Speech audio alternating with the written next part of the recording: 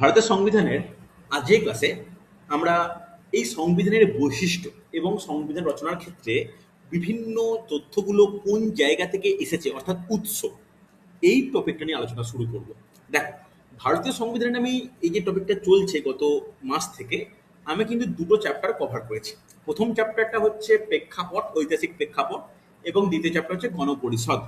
এবং তারপরে তৃতীয় চ্যাপ্টার হিসাবে আমরা এই ভারতীয় সংবিধানের উৎস এবং বৈশিষ্ট্য টপিকটা আলোচনা করে নেব। মোটামুটি দুটো অংশে ভাগ করে ক্লাস নিলে এই টপিকটাও কিন্তু কভার হয়ে যাবে। তাহলে প্রথমেই আমরা যেটুকু আলোচনা করেছি একটু রিভাইজ করে নিই। যে প্রথমে ইস্ট ইন্ডিয়া কোম্পানির শাসন ভারতের পলাশি যুদ্ধের পরবর্তী সময়, তারপরে সেখান থেকে আস্তে আস্তে ক্ষমতাটা ব্রিটিশ সরকারের হাতে চলে গেল। তারপরে ব্রিটিশ সরকার বিভিন্ন আইন, বিভিন্ন রুল, বিভিন্ন কার্যকর করতে করতে ভারত শাসন আইন, তারপরে ক্ষমতার হস্তান্তর, গণপরিষদ গঠন হলো কিসের কারণে? যে সংবিধান রচনার জন্য। তো সংবিধান রচনা হলো, সংবিধান রচনা হয়ে গেছে, সেটা রচনা গৃহীত হয়ে গেছে 1949 সালের 26শে নভেম্বর এবং কার্যকর হয়ে গেছে 1950 সালের 26শে জানুয়ারি। এই এতটুকু টপিক তোমাদেরকে আমি আলোচনা করিয়ে দিয়েছি। এরপরে আমাদের যেটা জানার ব্যাপার যে এই সংবিধানের বৈশিষ্ট্য কি আছে, বা সংবিধানের বৈশিষ্ট্য কি, সংবিধানের উৎস কি। বৈশিষ্ট্য ভালো করে বুঝবে। বৈশিষ্ট্য বলতে হলে আমাদের কিন্তু পয়েন্ট করে করে প্রচুর টপিক খুব ডেপলি বোঝা দরকার। ঠিক আছে? তো প্রত্যেকে হেডিং করো। দেখো, যারা আমার কাছে পরে ব্যাচে জয়েন করেছো, আমি আজকেই এই ক্লাস শুরু হওয়ার আগে টপিকটার রেকর্ডিং দুটো দিয়ে দিয়েছিলাম। 6টা রেকর্ডিং রয়েছে, একদিন বা দুদিনের শেষ করা যায়। তো তোমরা কিন্তু প্রিভিয়াস টপিকগুলো ভালো করে খাতায় নোট ডাউন করে নিও। আজকে হেডিং করে নাও ভারতীয় সংবিধানের বৈশিষ্ট্য।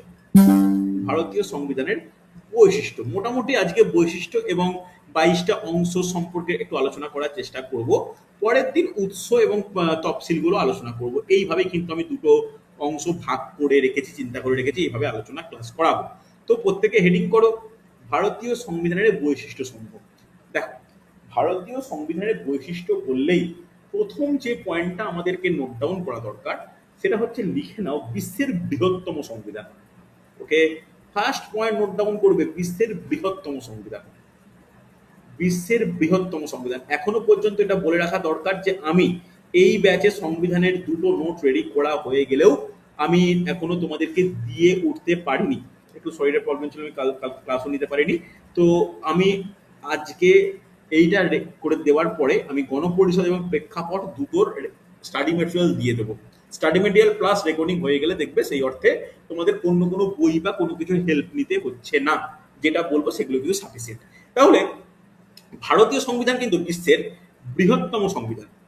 এটা হচ্ছে প্রথম একটা ইম্পর্টেন্ট পয়েন্ট। এর সঙ্গে এটা জিকে ওরিয়েন্টেড কোশ্চেন দেয় বিভিন্ন কম্পিটিটিভ এক্সামে।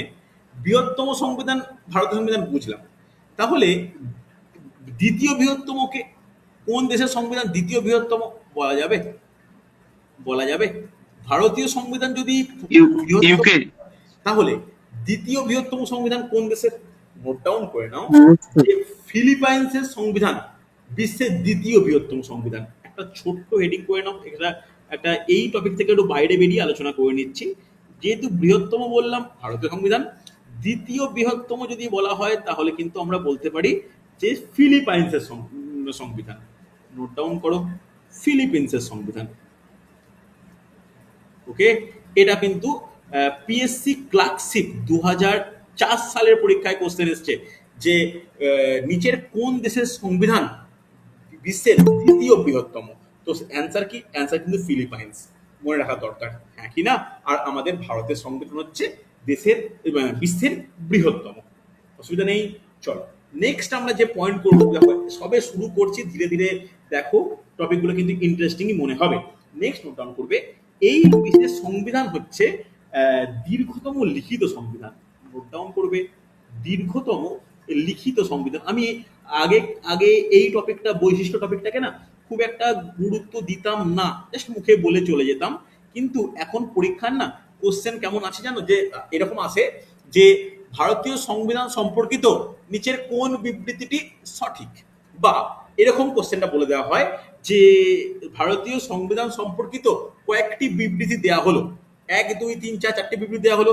এর অপশানে থাকবে প্রথম দ্বিতীয় সঠিক, প্রথম দ্বিতীয় তৃতীয় সঠিক, তৃতীয় চতুর্থ সঠিক, সবগুলোই সঠিক। তাহলে তোমার যদি ডেসক্রিপটিভ ওয়েতে টপিকগুলো না জানা থাকে তখন কিন্তু পারা মুশকিল হবে, হ্যাঁ কি না? আর একটা জিনিস বলে রাখি, আমাদের শুধুমাত্র প্রিলিমিনারি পরীক্ষা বলে নয়, যে কোনো পরীক্ষায় কিন্তু মেন্স পরীক্ষা বা ডেসক্রিপটিভ পরীক্ষার জন্য কিন্তু একই সঙ্গে প্রিপারেশন নেওয়া প্রয়োজন। তো এই টপিকগুলো এইভাবে কিন্তু নোট ডাউন করে নিও। ওকে, এবার একটা জিনিস আলোচনার ব্যাপার, মনে রাখার ব্যাপার, যে দীর্ঘতম লিখিত সংবিধান, তাহলে বৃহত্তম দীর্ঘতম হচ্ছে, যেহেতু ইউপিএসসি তে কোশ্চেন এসছে, তুমি বলতেই পারো যে স্যার এখন এত ডিটেলসে কেন ঢোকার ব্যাপার, যেহেতু কোশ্চেনটা কদিন আগে ফেস করলাম দেখলাম, তো বলে রাখা দরকার যে এই দীর্ঘতম বা বৃহত্তম হওয়ার পিছনে কি কি কারণ আছে বলে মনে করা হয়। তাহলে নোট ডাউন করে নাও, এটাও কিন্তু একটা ইম্পর্টেন্ট ফ্যাক্ট যে ভারতীয় সংবিধান দীর্ঘতম বা বৃহত্তম এত বেশি হওয়ার কারণ কয়েকটা বিশেষ বিশেষ ব্যাপার রয়েছে। কি? যে ভারতের, নোট ডাউন করবে, ভারতের ভৌগোলিক বৈচিত্র্য এবং বিস্তৃতি। লিখে নাও, ভারতের বিশাল সুবিশাল সুবিশাল ভৌগোলিক বিস্তৃতি ও বৈচিত্র্য।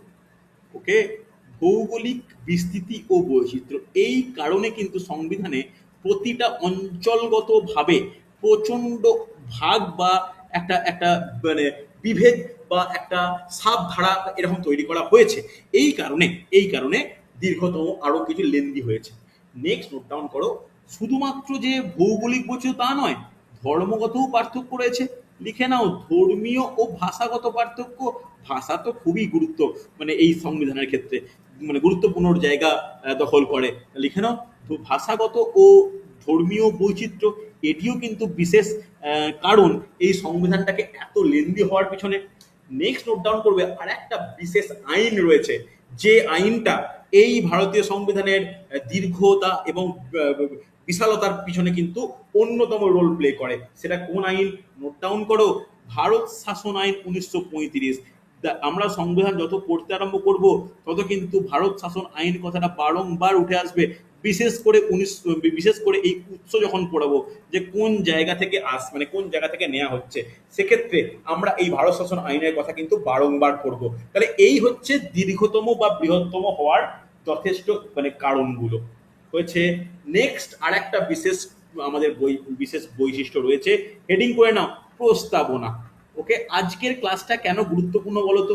আজকের ক্লাসটা এই কারণেই গুরুত্বপূর্ণ, আজকে ক্লাসের মধ্যে দিয়েই আমরা প্রায় কনস্টিটিউশনের প্রতিটা অংশ ছোট ছোট করে আলোচনা করে নিতে পারবো। ঠিক আছে, প্রস্তাবনা যাকে আমরা প্রিঅ্যাম্বেল বলি, এই প্রিঅ্যাম্বেল ভারতীয় সংবিধানের একটি প্রথমেই এই প্রিঅ্যাম্বেল রয়েছে। এই প্রিঅ্যাম্বেলকে কি বলা হয়? এই প্রিঅ্যাম্বেলকে সংবিধানের মুখবন্ধ বলা হয়, হ্যাঁ কি না? এটা কিন্তু গুরুত্বপূর্ণ, সংবিধানের মুখবন্ধ বলা হয়। প্রস্তাবনা বলে আরেক একটা ক্লাসই আমাকে নিতে হবে, সেইখানে একদম ডিটেলসে প্রস্তাবনা সম্পর্কে আলোচনা হবে। এই প্রস্তাবনায় কি হয়েছে? এই প্রস্তাবনায় ভারতকে সার্বভৌম, সমাজতান্ত্রিক, ধর্মনিরপেক্ষ, গণতান্ত্রিক এবং সাধারণতান্ত্রিক হিসাবে চিহ্নিত বা ঘোষণা করা হয়েছে। কি কি পয়েন্ট প্রতিটা আমি লেখাবো প্রস্তাবনার ক্লাসে। এখানে একটা টপিকই হবে, চ্যাপ্টারের নামই হবে প্রস্তাবনা। সেই প্রস্তাবনায় কি কি বললাম? সোভেরিয়ান, দ্যাট ইজ সার্বভৌম, সোশ্যালিস্ট যেটা সমাজতান্ত্রিক, সেকুলার ধর্মনিরপেক্ষ, তার সঙ্গে হচ্ছে ডেমোক্রেটিক গণতান্ত্রিক, রিপাবলিক সাধারণতন্ত্র। এই এই ব্যাপারগুলো কিন্তু বা এই হিসেবে ভারতকে কিন্তু ঘোষণা করা হয়েছে। ভালো করে শুনে নেওয়া দরকার, যখন সংবিধান 1950 সালে ছিল তখন দুটো শব্দ কিন্তু এই সংবিধানে প্রস্তাবনার মধ্যে অ্যাড ছিল না। কোন দুটো শব্দ? ধর্মনিরপেক্ষ সেকুলার এবং সোশ্যালিস্ট বা সমাজতান্ত্রিক, এই দুটো কিন্তু সংবিধানের প্রস্তাবনায় অ্যাড ছিল না। 1976 সালে 42তম সংবিধান সংশোধনের মাধ্যমে এই দুটো শব্দ বন্ধনী অ্যাড করা হয়েছে। কোন দুটো? ধর্মনিরপেক্ষ এবং সমাজতান্ত্রিক, সেকুলার এবং সোশ্যালিস্ট। এই যে পয়েন্টগুলো, প্রতিটা পয়েন্ট দেখো, এইগুলো কিন্তু জানারও প্রয়োজন, পরীক্ষায় কোশ্চেনও দেয়। কাকে বলে সার্বভৌম, কাকে বলে সমাজতান্ত্রিক, ধর্মনিরপেক্ষ বা গণতান্ত্রিক বা সাধারণতন্ত্র কি, এইগুলো আমরা যখন প্রস্তাবনার টপিকটা আলোচনা করব ডিটেলস আলোচনা করব। যেহেতু এটা বৈশিষ্ট্য লেখাচ্ছি, আমার মেন পয়েন্টগুলো আলোচনা করাটাই মানে শ্রেয় বা আলোচনা করাটাই উচিত। আচ্ছা দেখো, তিনটে বৈশিষ্ট্য নিয়ে আলোচনা করলাম, কোনো পয়েন্ট বা কোনো প্রশ্ন তাহলে করতে পারো। কোনো প্রশ্ন আছে? কোনো প্রশ্ন, এনি আইডিয়া যে কিভাবে বলতে হবে বা কি কোনো সমস্যা বা এনি প্রবলেম? স্যার, দীর্ঘতম লিখিত সংবিধান। হ্যাঁ, মানে দেখো, সব ক্ষেত্রে যদি আমি অন্য দেশের সঙ্গে কম্পেয়ার করি, লিখিত সংবিধান কিন্তু সব জায়গায় নয়। যদি ব্রিটেনের সংবিধান যাই, ব্রিটেনের সংবিধান কিন্তু অলিখিত সংবিধান, কিন্তু আমেরিকা, রাশিয়া, জাপান যাও, লিখিত সংবিধান। একইভাবে ভারতীয় সংবিধান কিন্তু লিখিত। এই যে সমস্ত দেশে লিখিত সংবিধান আছে তাদের মধ্যে ভারতের সংবিধান হচ্ছে দীর্ঘতম লিখিত সংবিধান। ওকে, আর বৃহত্তম বলতে কি, টোটাল ভলিউম ওয়াইজ কিন্তু ভারতের হচ্ছে বৃহত্তম। হয়েছে, বোঝা গেছে নাকি না? ক্লিয়ার? আর কার কোনো ডাউট বা কোনো কিছু মতামত বলতে পারো, পরে পেয়ে যাব। বুঝতে পেরেছো যেটুকু বললাম ক্লিয়ার হয়েছে মোটামুটি? রেসপন্স করো। হ্যাঁ স্যার। হ্যাঁ স্যার। ওকে ওকে, চলো এগিয়ে যাই। নেক্সট, স্যার এটা কি ফার্স্ট পেজ? এটাই ফার্স্ট পেজ, একদম সবে শুরু করলাম। এটাই ফার্স্ট পেজ, সবে শুরু করেছি। পারলে একটু স্ক্রিনশট নিয়ে নাও নন্দিতা। চলো এগিয়ে যাই, ঠিক আছে? দেখ, নেক্সট আমরা যে বিশেষ বৈশিষ্ট্য নিয়ে আলোচনা করব, এটা কিন্তু আমাদের একটা ইম্পর্টেন্ট জায়গা, পরীক্ষার জন্য ইম্পর্টেন্ট। কি কি? দেখো, ভারতীয় সংবিধানের দুটো বিশেষ বৈশিষ্ট্যের সমন্বয় লক্ষ্য করা যায়। সমন্বয়টা কি, আমি ইংলিশ টার্ম বেঙ্গলি টার্ম দুটোই বলবো, কারণ পরীক্ষার জন্য দুটোই ইম্পর্টেন্ট। লিখে নাও, খুব ইম্পর্টেন্ট, যে দুষ্পরিবর্তনীয় এবং সুপরিবর্তনীয়। নোট ডাউন করবে। দুষ্পরিবর্তনীয় ও সুপরিবর্তনীয়। ওকে, ভালো করে নোট ডাউন করবে। দুষ্পরিবর্তনীয় ও সুপরিবর্তনীয় সংবিধানের মিশ্রণ।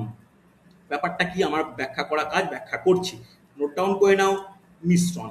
এবার দেখো, ইংলিশ টার্মগুলোর সঙ্গে কিন্তু পরিচয় হওয়াটা বিশেষ গুরুত্বপূর্ণ, মানে দরকারও। অনেকে মানে ইংলিশ টার্ম ইউজ করতে ভয় পাও, তা নয়। পরিবর্তনীয় মানে হচ্ছে রিজিডিটি। ওকে, আর সুপরিবর্তনীয় বলতে ফ্লেক্সিবিলিটি। লেখা হয়েছে। তাহলে এই রিজিডিটি আর ফ্লেক্সিবিলিটি ব্যাপারটা কি, ভালো করে বুঝবে। দেখো, পরিবর্তনীয় মানে সংবিধান বিশেষ পদ্ধতিতে কি হয়, বিশেষ একটা পদ্ধতি রয়েছে যেখানে কিছু ক্ষেত্রে পরিবর্তন করা যেতে পারে। ভালো করে শুনবেন, কিছু অংশ, কোনো কিছু জায়গা পরিবর্তন হয়। ওকে, মানে পরিবর্তন হয়, আবার কোনো জায়গা আছে যেটা পরিবর্তন মানে আংশিক জটিল, বা কোনো ক্ষেত্রে পরিবর্তন সম্ভবই নয়। রিজিড কথার অর্থ কি, যে না, এটাকে আর কোনোভাবেই আমরা পরিবর্তন করতে পারবো না। ফ্লেক্সিবল বলতে কি, যে চলো এই অংশটাকে আমরা পরিবর্তন করতে পারি। তাহলে এই যে যদি সংবিধানটাকে আমরা ভাগ করি, এখানে রিজিড আর ফ্লেক্সিবল দুটো বললেও আমাদের সংবিধানকে যদি বাস্তব চিত্রে দেখা হয়, 3 রকম ভাবে ভাগ করতে পারি। কি কি? একটা অংশ হচ্ছে অনেকটাই সরল, ওকে, একটা হচ্ছে আংশিক জটিল, আমি বোঝানোর জন্য লিখছি কিন্তু, আংশিক জটিল, আর একটা বেশ জটিল। তাহলে যেই পার্টটা জটিল সেটাকে কি পরিবর্তন করা যাবে না, সেটাকে দুষ্পরিবর্তনীয়, বা যেটাকে আমরা রিজিডিটি বলতে পারি। ওকে, যেটা সরল পার্ট, যেটা পার্লামেন্টের উভয় পক্ষের সংখ্যাগরিষ্ঠ সদস্যের সমর্থনের দ্বারাই পরিবর্তন হওয়া সম্ভব, যাকে আমরা সুপরিবর্তনীয় বা ফ্লেক্সিবিলিটি বলতে পারি।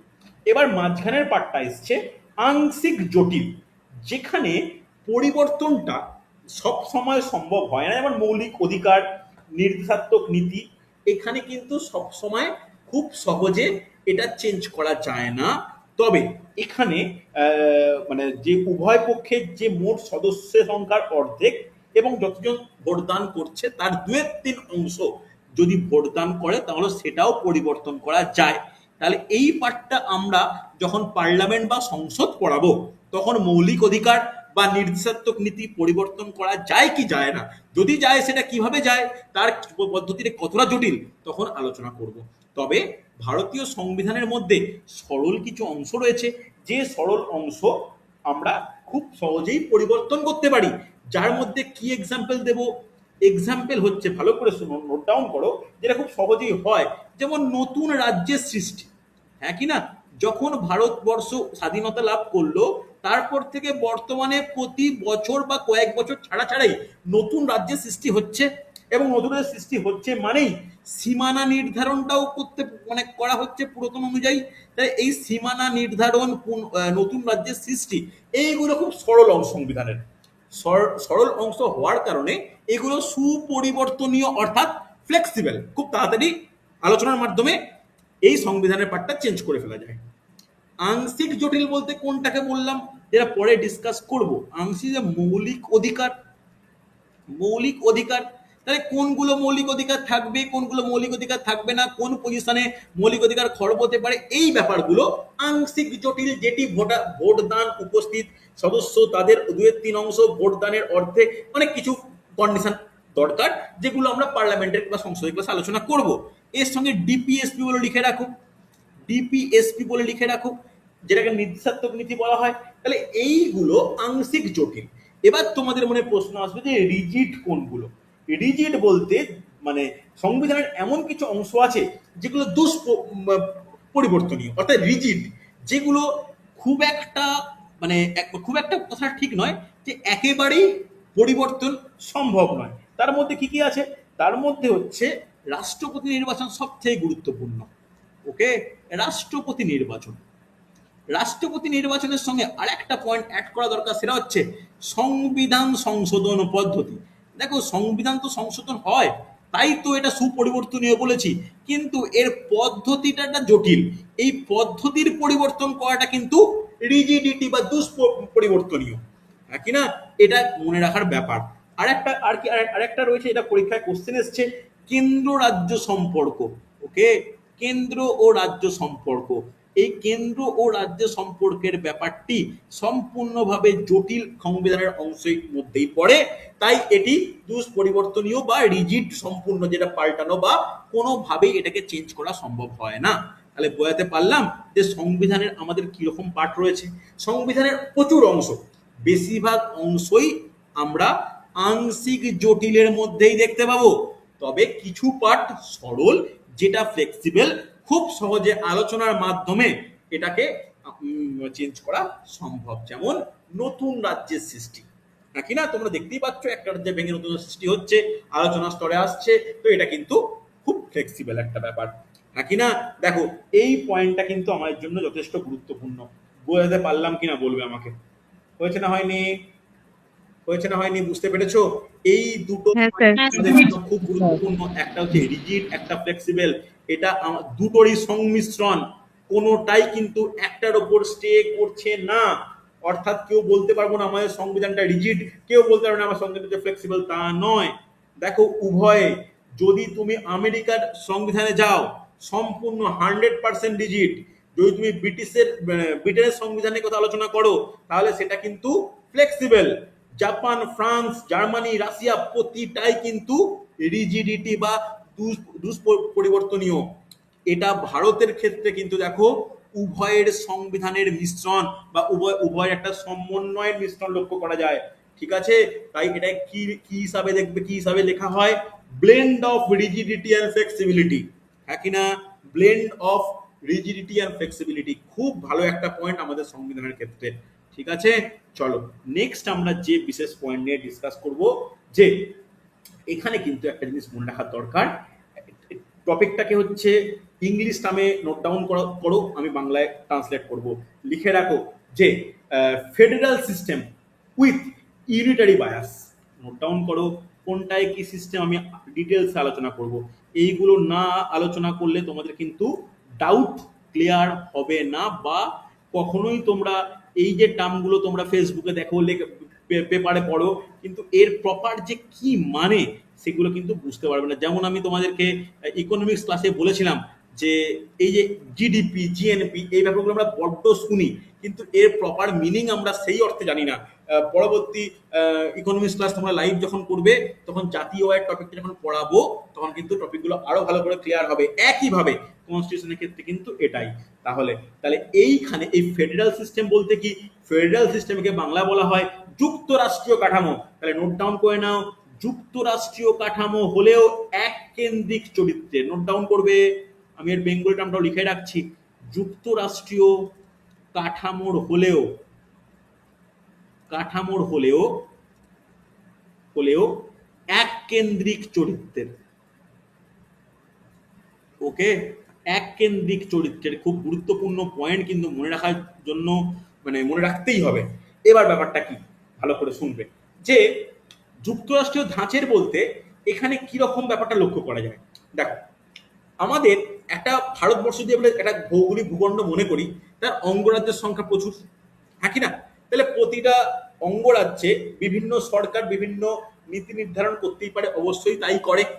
কিন্তু একটা কেন্দ্র সরকার যে সকল ভারতের ক্ষেত্রে একটা নীতি নির্ধারণ করে, তাহলে আমাদের এটা মনে রাখা দরকার যে যুক্তরাষ্ট্রীয় শাসন ধাঁচের শাসন ব্যবস্থা সকল উপাদান ভারতীয় সংবিধানে আছে, কিন্তু ভারতীয় সংবিধানে ক্ষমতা কেন্দ্রীকরণের একটা বিশেষ মনোভাব আছে। কেন্দ্রীকরণ বলতে কি, যে যেমন রাজ্য সরকার থাকে প্রতিটা অঙ্গরাজ্যে একাধিক সংখ্যক, প্রায় 23-24টা অঙ্গরাজ্যে 23টি বিশেষ রাজ্য সরকার আছে, তেমনি কেন্দ্র সরকার কিন্তু বাকি সকল রাজ্যের মানে রাজ্যের উপরে একত্রিতভাবে রয়েছে, যাকে আমরা কি বলতে পারি, যাকে আমরা বলতে কেন্দ্রীকরণ বা কেন্দ্রীভবন বলতে পারি ক্ষমতা। এই কারণে এই কারণে ভারতীয় সংবিধানকে কি বলা হয়, একটা বিশেষ টার্ম বলা হয় কোয়াসি ফেডারাল। নোট ডাউন করবে, বলা হয় কোয়াসি ফেডারাল। কোয়াসি ফেডারালের বাংলা কি? কোয়াসি ফেডারালের বাংলা হচ্ছে আধা যুক্তরাষ্ট্রীয়।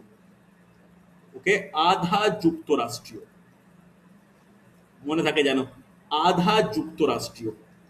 এটা কিন্তু খুব গুরুত্বপূর্ণ। কোয়াসি ফেডারাল, এই কোয়াসি ফেডারাল বলেছে কে? বিখ্যাত বিখ্যাত ঐতিহাসিকবিদ বা রাজনীতিবিদ উনি কে.সি. হোয়ার্ড এই ভারতকে এই কোয়াসি ফেডারাল বা আধা যুক্তরাষ্ট্রীয় আখ্যা দেন। ওকে, হ্যাঁ কি না? এটা কিন্তু মনে রাখার ব্যাপার, যথেষ্ট গুরুত্বপূর্ণ। এখানে এখানে কিভাবে এই ব্যাপারটাকে আরো ব্যাখ্যা করা যায়, এটাকে ব্যাখ্যা করা যায় সংবিধানের 1 নম্বর ধারা। সংবিধানের 1 নম্বর ধারায় কি বলা আছে, রাকেশের বলা উচিত। 1 নম্বর ধারা, 1 নম্বর ধারায় হ্যাঁ, ভেরি গুড। কি বলা হয়েছে? ভারতকে ইউনিয়ন অফ স্টেট হিসাবে কনসিডার করা হয়েছে। নোট ডাউন করবে, ভারতকে ইউনিয়ন অফ স্টেট রূপে কিন্তু বর্ণনা করা হয়েছে। কখনোই এটা বলা হয়নি federation of state. Federation of state বললে কিন্তু ব্যাপারটা পুরোপুরি পরিবর্তন মানে চেঞ্জ হয়ে যেত। এখানে কি হচ্ছে, union of state. Union of state বলতে কি, যেখানে এক কেন্দ্রিক শাসন ব্যবস্থা পরিলক্ষিত হবে, অর্থাৎ একটা কেন্দ্র সরকার থাকবে, কিন্তু প্রতিটা যে রাজ্য রয়েছে সেখানে ডিফারেন্ট ডিফারেন্ট সরকার তাদের তাদের সমস্ত শাসনভার আলাদা আলাদাভাবে পর্যালোচনা করবে। এবং যে লাইনটা আমি রিজিডের আলোচনা করেছিলাম, কেন্দ্র রাজ্য সম্পর্ক, আমি কনস্টিটিউশনের ক্লাস এগুলো এইটা নিয়েও ডিসকাস হবে। এই কেন্দ্র রাজ্য সম্পর্কও কিন্তু আমাদের এই ফেডারাল সিস্টেমের একটা অন্যতম গুরুত্বপূর্ণ পার্ট, যে কেন্দ্র যেমন গোটা ভারতবর্ষের নীতি নির্ধারণ করছে, রাজ্যের নীতি নির্ধারণের দায়িত্ব কিন্তু রাজ্য সরকারের। এই পারস্পরিক সম্পর্কটাই আমাদের সংবিধানের সব থেকে গুরুত্বপূর্ণ এবং আলোচিত ব্যাপার। বলো, বোঝাতে পেরেছি? যে এই এই ফেডারাল সিস্টেম নিয়ে কারো কোনো প্রশ্ন লাগলে করতে পারো। হয়েছে না হয়নি? বোঝা গেছে? আচ্ছা, একটা যে পয়েন্ট লিখে বলা হচ্ছে, এই কোয়াসি ফেডারাল কথাটা কে বলেছিল? লিখে নাও, কে.সি. হোয়ার্ড। কে.সি. হোয়ার্ড, লিখে নাও, কে.সি. হোয়ার্ড ভারতের সংবিধানকে বা ভারতের যে স্ট্রাকচার তাকে হচ্ছে কোয়াসি ফেডারাল হিসাবে অভিহিত করেছে, হ্যাঁ কিনা? এটা কিন্তু মনে রাখার ব্যাপার। হচ্ছে, রেসপন্স করতে হবে ধীরে ধীরে। আমি বলছি, যদি দুটো ক্লাসে শেষ না হয়, তবে এটা 3টে ক্লাসে শেষ হবে, যেন তোমাদের মধ্যে যেন কোনো ডাউট বা দ্বিমত না থাকে। লেখা হয়েছে, রেসপন্স করতে হবে, হ্যাঁ কিনা? বোঝা গেছে? শুধু লেখা বলে আচ্ছা, জিজ্ঞেস করে নি, রুম না ক্লিয়ার হচ্ছে মোটামুটি? ওকে ওকে, রিয়া বুঝতে পেরেছো? মৌপিয়া ক্লিয়ার হচ্ছে? দেবাশিস বোঝা গেছে? হ্যাঁ স্যার। পায়েল বুঝতে পারছো? পায়েল প্রথম ক্লাস করছো, বোঝা যাচ্ছে? হ্যাঁ স্যার, বুঝতে পারছি। চলো এগিয়ে যাই। পরবর্তী যে আমরা বিশেষ বৈশিষ্ট্য নিয়ে আলোচনা করব, লিখে নাও যে পার্লামেন্টারি ফর্ম অফ গভর্নমেন্ট। লিখে নাও, parliamentary form of government. Parliamentary form of government. Okay, তাকে বাংলায় আমরা কি বলতে পারি, যে সংসদীয় গণতন্ত্র বা সংসদীয় সরকার। সংসদীয় গণতন্ত্র বা সংসদীয় সরকার, এই ব্যাপারটা কি, আমরা মোটামুটি বর্তমান এটা দেখেছি যে আগে সেই অর্থে স্টুডেন্টরা বা আগে সেই অর্থে কম বয়সী ছেলেরা সেই অর্থে মানে এই পার্লামেন্ট বা এই সংসদ কোনটা লোকসভা ভোট বিধানসভা ভোট ব্যাপারটা জানতো না। এখন অনেক কম বয়স থেকে এই ব্যাপারটার সঙ্গে পরিচিত হয়ে গেছে, যেটা কিন্তু খারাপ নয়, একেবারেই খারাপ নয়। তাহলে সংসদীয় গণতন্ত্র ব্যাপারটা কি, যে গণতন্ত্র শাসন ব্যবস্থায় এখানে না দু ধরনের মানে শাসন বা দু ধরনের সরকার পরিলক্ষিত হয়। ঠিক আছে, একটা কি, একটা হচ্ছে পার্লামেন্টারি যেটা সংসদীয় সরকার, আর একটা হচ্ছে প্রেসিডেন্সিয়াল গভর্নমেন্ট যেটাকে রাষ্ট্রপতি দ্বারা শাসিত। দেখো এই ব্যাপারটা কি, এটা না সম্পূর্ণ ব্রিটেনের সংসদীয় সংসদ মানে সরকার দ্বারা পুরোপুরি একদম মোটিভেটেড বা অনুপ্রাণিত। ঠিক আছে, তাহলে এই সরকারে কি হচ্ছে, এই সরকারে দেখা যায় যে ভোট হবে, সেই ভোট দ্বারা সংসদীয় দল শাসন করবে, সেখানে শাসনটা হবে রাজ্যেও যেমন তাই কেন্দ্রেও তাই। কেন্দ্র শাসনভার প্রধানমন্ত্রীর হাতে, রাজ্যের শাসনভার মুখ্যমন্ত্রীর হাতে, রাজ্য এবং কেন্দ্রের মধ্যে একটা পারস্পরিক সম্পর্ক থাকবে। তাকে রাজ্যসভা সেই অনুপাতে রাজ্যসভায় মনোনীত হবে। এই উভয় পক্ষ লোকসভা এবং রাজ্যসভা দ্বারা একটা সংসদ এগিয়ে যাবে। এটা হচ্ছে পার্লামেন্টারি ফর্ম। আর রাষ্ট্রপতি ব্যাপারটা কি, রাষ্ট্রপতি হচ্ছে, ভালো করে শুনবে, রাষ্ট্রপতি দ্বারা শাসিত বৈশিষ্ট্য কি, যে রাষ্ট্রপতির প্রত্যক্ষ নির্বাচন হবে, এটা তার উপর কোনো মানে একটা কার্যকাল নির্দিষ্ট। এইখানে এই রাষ্ট্রপতিরও কিছু কিছু ক্ষমতা খুব মানে এটা ইম্পর্টেন্ট ব্যাপার, যে রাষ্ট্রপতির ক্ষমতাগুলো কিছু কিছু ক্ষেত্রে কেন্দ্রীয় সরকার দ্বারা নিয়ন্ত্রিত। আবার রাষ্ট্রপতির ক্ষমতা বড় মারাত্মক। যেভাবে আমরা আমাদের এটা মনে রাখা দরকার, যে আমরা যখন কোনো কঠিন সিদ্ধান্ত বা কঠিন আইন দেখি, সেখানে কিন্তু রাষ্ট্রপতির একটা হস্তক্ষেপ থাকে। রাষ্ট্রপতি এটাই ইন্ডিভিজুয়াল, এটাই একটা কনস্টিটিউশনের চ্যাপ্টার, আমরা পড়বো বটে, তবে এটুকু শুনে রাখা দরকার যে দু ধরনের সরকার মোটামুটি লক্ষ্য করা যায়। একটা জাস্ট হেডিং করে নাও, সংসদীয় সরকার, সংসদীয় সরকার। আর একটা নোট ডাউন করবে যে রাষ্ট্রপতি দ্বারা শাসিত সরকার। ওকে, রাষ্ট্রপতি দ্বারা শাসিত সরকার, শাসিত সরকার। ওকে, এবার আমরা কখন রাষ্ট্রপতি শাসন ব্যাপার বা কখন কি আছে, এগুলো আমরা পয়েন্ট কিন্তু তখন আলোচনা করে নেব। ঠিক আছে, তবে ভারতীয় এবং ব্রিটেনের থেকে মানে অনুপ্রাণিত হলেও এই দুটোর মধ্যে কিন্তু অনেকটাই মানে পার্থক্য রয়েছে। কারণ ভারতীয় সংসদ ব্রিটেনের মতো অতটা সার্বভৌম নয়। ভারতের মানে রাষ্ট্রপ্রধানের পদ কিন্তু নির্বাচনমূলক, আমাদের নির্বাচিত হয়।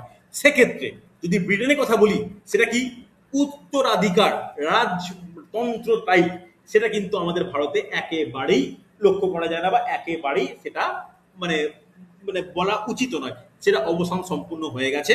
রাষ্ট্রপতি নির্বাচনের সঙ্গে উত্তরাধিকার সূত্রের কোনো সম্পর্ক ভারতীয় সংবিধানে নেই। বোঝা গেছে? চলো চলো নেক্সট আমাদের যে বিশেষ পয়েন্ট নিয়ে ডিসকাস করা উচিত, যে হেডিং করে নাও মৌলিক অধিকার। আমি মৌলিক অধিকারের টপিকও তোমরা জানো যারা কনস্টিটিউশন মোটামুটি পড়েছো, যে মৌলিক অধিকার আলাদা চ্যাপ্টার হয়। তবে এই মৌলিক অধিকার বা যেটাকে আমরা ফান্ডামেন্টাল রাইটস বলি, এই মৌলিক অধিকারও কিন্তু ভারতীয় সংবিধানের একটি বিশেষ বৈশিষ্ট্যের মধ্যে আমরা বলতেই পারি। এবার সব থেকে ইম্পর্টেন্ট টাইপের কোশ্চেন আছে, যে ভারতীয় সংবিধানের কটি মৌলিক অধিকার আছে? কটি মৌলিক অধিকার আছে কে বলবে? ছটি। ছটি। ছটি। ছটি। ছটি। প্রথমে ছিল আগে সাতটি ছিল। প্রথমে ছিল হচ্ছে 7টি। পরে 44তম সংবিধান সংশোধনের মাধ্যমে, যেটা 1978 সালে হয়, তার মাধ্যমে সম্পত্তির অধিকার এই মৌলিক অধিকারটি বাদ চলে যাওয়ায় এখন 6টি মৌলিক অধিকার রয়েছে। হ্যাঁ কি না? এই 6টি মৌলিক অধিকার 14 থেকে প্রায় 32 নম্বর ধারার মধ্যে রয়েছে। এগুলো কিন্তু আমরা 12 থেকে 35 পরপর আলোচনা করব। কখন করব এটা কিন্তু মৌলিক অধিকার টপিকের মধ্যেই করব। তাহলে মৌলিক অধিকারগুলো কি কি একটু যদি বলা যায়: সাম্যের অধিকার, স্বাধীনতার অধিকার, শোষণের বিরুদ্ধে অধিকার, ধর্মীয় স্বাধীনতার অধিকার, সংস্কৃতি ও শিক্ষার অধিকার, শাসনতান্ত্রিক প্রতিবিধানের অধিকার। এখন কিচ্ছু নোট ডাউন করার দরকার নেই।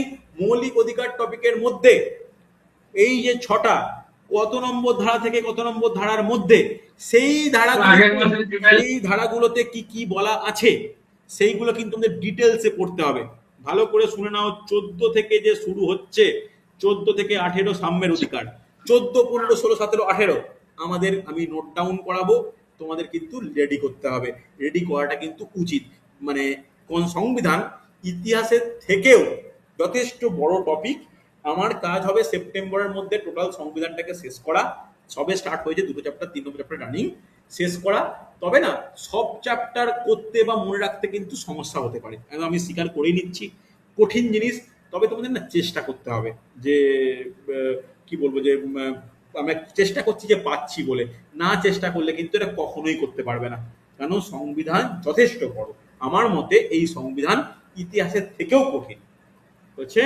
চল নেক্সট নোট ডাউন করে নাও, যে রাষ্ট্র পরিচালনার নির্দেশাত্মক নীতি। নোট ডাউন করবে, রাষ্ট্র পরিচালনার সেটা ডিপিএসপি কি? নির্দেশাত্মক নীতি। ওকে, যেটাকে আমরা কি বলি, যেটাকেই আমরা ডিপিএসপি বলি। এবার অনেকের মধ্যে ডাউট আছে, স্যার ডিপিএসপির ফুল ফর্ম কি? নোট ডাউন এখন করার একেবারেই প্রয়োজন নেই, এটাও কিন্তু একটা আলাদা চ্যাপ্টারের মধ্যে আমরা আলোচনা করব।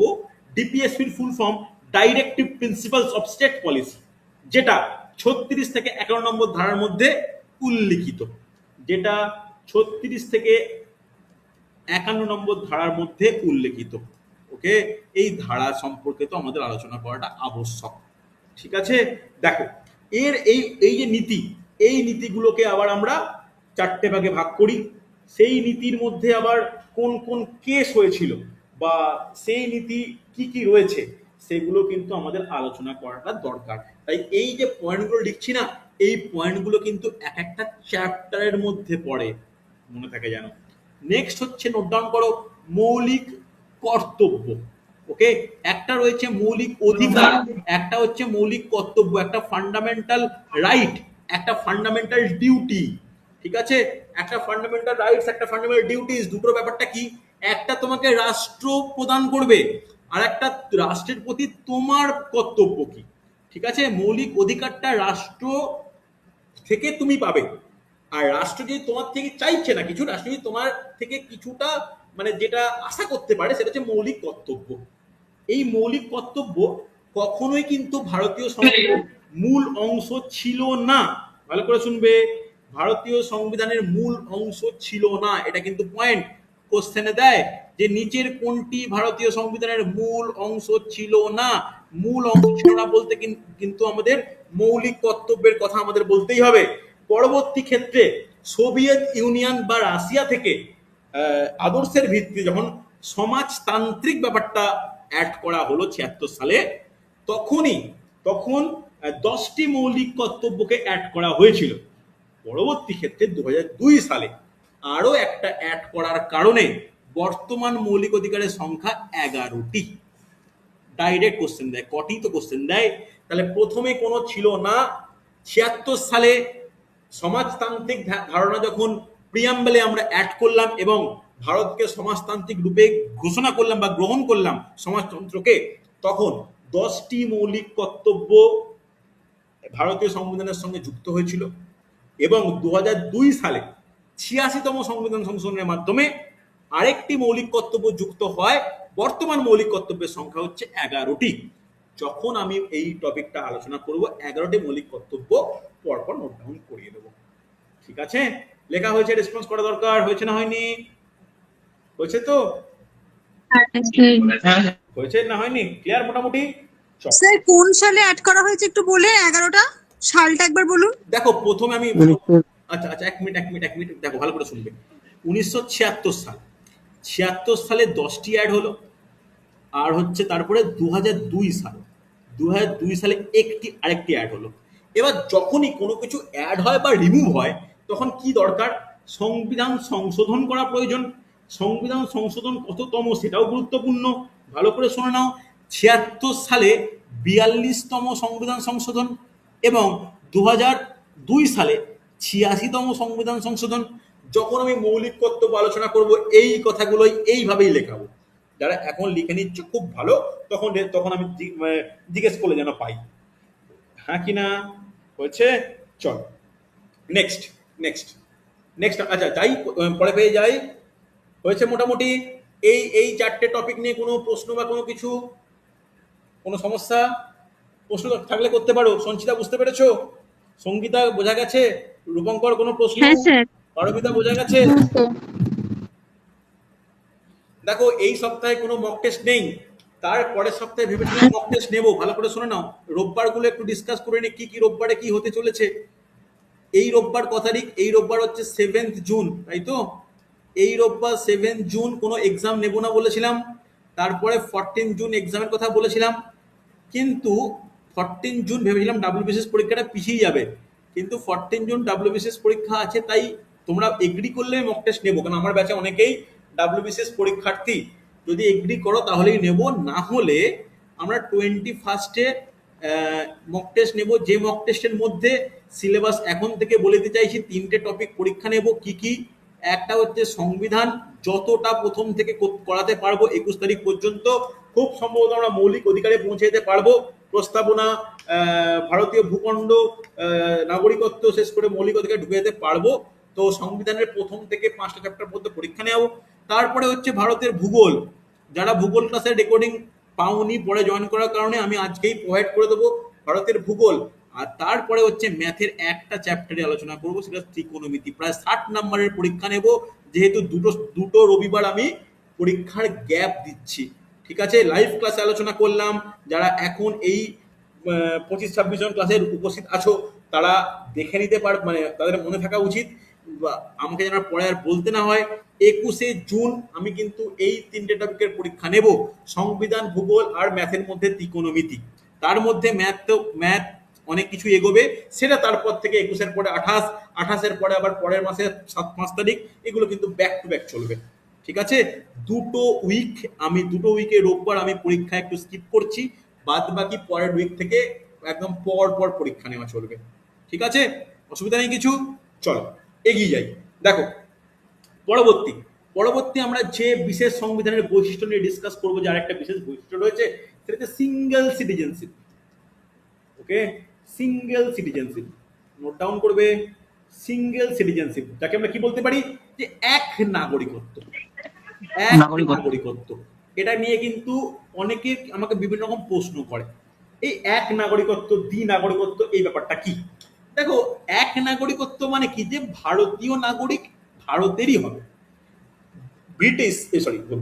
ইউএসএ বা মার্কিন যুক্তরাষ্ট্র বা সুইজারল্যান্ডে কি আছে, যতগুলো রাজ্যেরও নাগরিক হওয়া যায় বা দেশের নাগরিক হওয়া যায়। এই দ্বি নাগরিকত্ব এখানে কিন্তু নেই। সকল ভারতীয় নাগরিক এক নাগরিকত্বের স্বীকৃতি লাভ করেছে। তাহলে এই সিটিজেনশিপ, এই ব্যাপারটাও কিন্তু আমাদের জন্য গুরুত্বপূর্ণ। আমরা নাগরিকত্ব টপিকটা একটা চ্যাপ্টার, আলাদা চ্যাপ্টার। এখানে আমরা কি কি নাগরিকত্ব পাওয়ার উপায়, সেগুলো কিন্তু আমরা আলোচনা করব। ভালো করে শুনে নাও, আমাদের অঙ্গরাজ্য 23খানা বা পরবর্তী ক্ষেত্রে বেড়ে 30খানা, 32খানা হলেও আমাদের কোনো অঙ্গরাজ্যের পৃথক নাগরিকত্ব হয় না। যেটা হয় সেটা হচ্ছে ভারতের নাগরিকত্ব। একেই কি বলে, এক নাগরিকত্ব বলে। সুইজারল্যান্ড বা মার্কিন যুক্তরাষ্ট্র বা আমেরিকা, যেটাকেই বলি, তো সেখানে কিন্তু এই ডুয়েল সিটিজেনশিপ বা দ্বৈত নাগরিকত্ব একটা প্রচলিত রয়েছে। আমাদের দেশে কিন্তু সেটা স্বীকৃত নয়। হচ্ছে কি না? নেক্সট সংবিধানের একটা বিশেষ জিনিসকে মান্যতা দেয়, যেটা গণপরিষদ থেকেই রয়েছে, সেটা হচ্ছে ভোটাধিকার। ওকে, সমস্ত প্রাপ্তবয়স্কদের ভোটাধিকার স্বীকৃত। ওকে, এই ভোটাধিকারে কিন্তু সংবিধানের বিশেষ একটা অধিকার বলতে পারি, অধিকার বলা চলে। ঠিক আছে, প্রথমে ভোটের বয়স কত ছিল? 21 ছিল। 1989 সালে 61 সংবিধান সংশোধনের মাধ্যমে এটাকে 21 থেকে কমিয়ে 18 করা হয়েছে। মনে রাখার ব্যাপার, এটা কিন্তু এক্সট্রা পয়েন্ট, যে 1989 সালে এটাকে কিন্তু 21 বছর বয়স থেকে কমিয়ে 18 করা হয়। কততম সংবিধান সংশোধন? নোট ডাউন করে নাও, 61তম সংবিধান সংশোধন। ওকে, এই ভোটাধিকার টপিকটা কখনো বলার স্কোপ আসবে কিনা জানি না, আসবে, শেষের দিকে আছে। তো আমি এটা বলে রাখলাম যে ভোটাধিকার আগে ছিল 21 বছর, সকল নাগরিক দেবে। কিন্তু যেটা ভারতের জনসংখ্যা বা ভারতের বিভিন্ন আহ, ভৌগোলিক ব্যাপার বা শিক্ষা সবের উপর মাথায় রেখে এটাকে 61তম সংশোধনের মাধ্যমে 21 থেকে কমিয়ে 18 করা হয়েছে।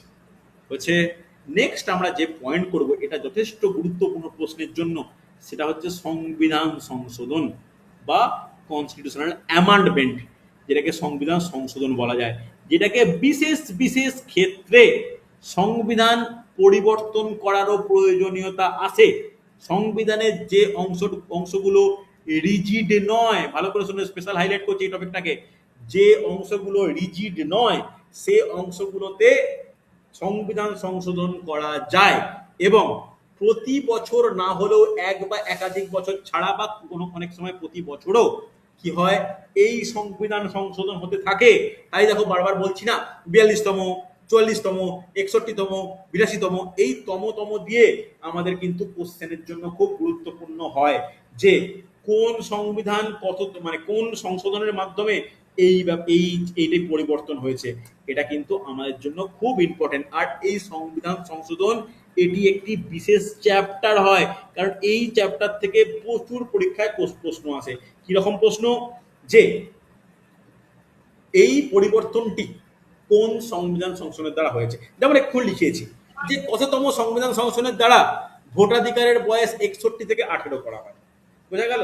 এই হচ্ছে ব্যাপার। তাহলে এখান থেকে কিন্তু প্রশ্ন আসতে লক্ষ্য করা যায়। এটাকে স্পেশাল স্টার দিয়ে রাখো, এটা কিন্তু আমাদের একটা পরবর্তী ক্ষেত্রে একটা চ্যাপ্টার হতে চলেছে। অসুবিধা নেই। চলো নেক্সট নোট ডাউন করবে আমাদের পরবর্তী বৈশিষ্ট্য, যে ইন্ডিপেন্ডেন্ট অ্যান্ড নিউট্রাল জুডিশিয়ারি, বা যেটাকে বলতে পারি বাংলায় স্বাধীন ও নিরপেক্ষ বিচার ব্যবস্থা। স্বাধীন ও নিরপেক্ষ বিচার ব্যবস্থা। বিচার ব্যবস্থা, ঠিক আছে। আমরা জানি আমাদের যে বিচার ব্যবস্থা একদম জেলা স্তর থেকে শুরু হয়, জেলা জেলা জেলা আদালত, সেখান থেকে হাইকোর্ট, হাইকোর্ট থেকে সুপ্রিম কোর্ট, তার আবার বিভিন্ন ক্ষেত্রে বিভিন্ন শাখা রয়েছে, সিভিল থেকে আরম্ভ করে ক্রিমিনাল থেকে আরম্ভ করে বিভিন্ন রকম ভাগ রয়েছে। তো সেই যেখানেই যেটাই হোক না কেন, এই বিচার ব্যবস্থা সম্পূর্ণ কি হয়, বিচার ব্যবস্থা সম্পূর্ণ স্বাধীন ও নিরপেক্ষ হয়।